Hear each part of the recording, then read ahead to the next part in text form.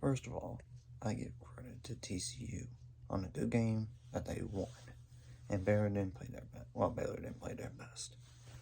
Okay, pros and cons to the Baylor versus TCU game. I want to start with the pros so I can end with the cons. 293 yards on offense, but it could have been more, honestly. 214 yards passing, 179 yards rushing.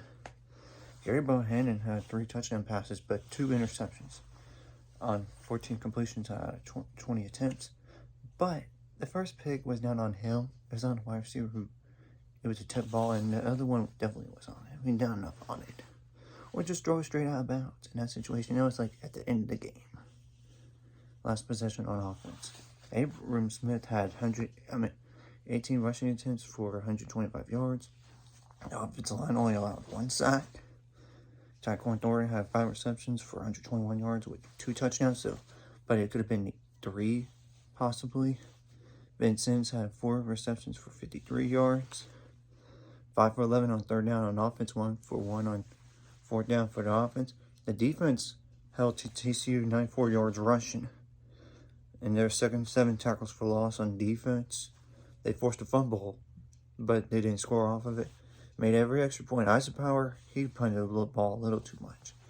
5 punts for 203 yards, average 40.6 yards. But the long was 53 yards. And TJ Franklin blocked a field goal by TCU, which was huge, but unfortunately they didn't score right away off of it. And there was no injuries for those who got off the field, but they came back in a game later.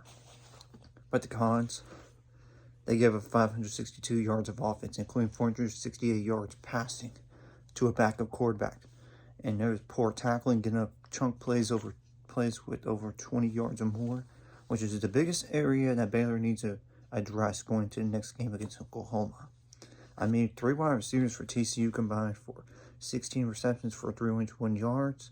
The defense at times had time to intercept the passes, but they couldn't do it. This is the most points they allowed all year, 30 points. Because Iowa State was 29, if you recall. They gave up 27 first downs, 7 for 14 on 3rd down for TCU's offense. There's only 1 sack during the game for the Baylor defense, but there was some pressure, but yet there were at times they could have sacked him, but they didn't. And he escaped. And 76 plays on defense, while the offense only have 56 plays. That's bad. The offense didn't score any points off turnovers. The only turnover they forced by the defense. The offense turned the ball over twice, which both were interceptions. But I mentioned earlier, one is not on Gary. The second one is on him, but the first one's not.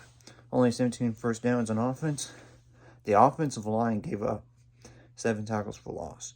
They did not execute their blocking or any plays and made some bad decisions in all aspects. And there were 6 penalties for 65 yards. And this definitely hurt our Big 12 title game aim hunt. Unless Baylor wins out. And Oklahoma loses one more time, like to an Iowa State or Oklahoma State. But the probable is Oklahoma State in Stillwater. But you know what? Sure, it hurts not to have College Game Day now, because now it's going to be an 11 a.m. kick on Fox. 11 a.m. kick Central Time on Fox. But Baylor's 2-4 with College Game Day all time. With men's basketball and football. The basketball one was just this year in the Final Four. The football one was like December 2014. I hope Baylor is more motivated nenext game, and they should play better at home. They're a better team at home this year. They're undefeated up to this point. 5-0, and they're 2-2 on the road. They're going to have to definitely work on their road traveling and wins.